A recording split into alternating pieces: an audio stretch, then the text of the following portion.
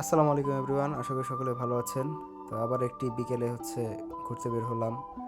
তো যাওয়ার পথে আমার দেখতে পেলাম যে হঠাৎ করে সরিষা ফুল।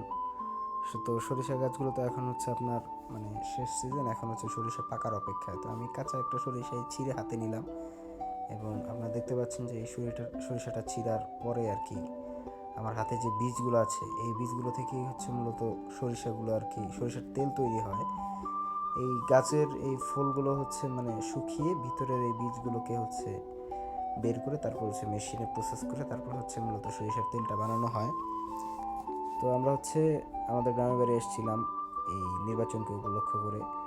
তো তারপর ভোট কেন্দ্র থেকে যখন বাড়ির দিকে যাচ্ছিলাম, তো তখন হঠাৎ করে আমাদের এই চাষযোগ্য জমিতে দেখলাম যে প্রচুর পরিমাণে সরিষা করা হয়েছে। তো এই ক্ষেতটা আমার চাচা করেছে। তিনি এই ক্ষেতে সরিষা চাষ করেছে এবং পাশেই কলয়ের ক্ষেত। ধন্যবাদ সকলকে এত মনোযোগ সহকারে ভিডিওটি দেখার জন্য, এবং অনুরোধ রইল ভিডিওটি শেয়ার করে অন্যজনকে দেখার সুযোগ করে দেওয়ার জন্য।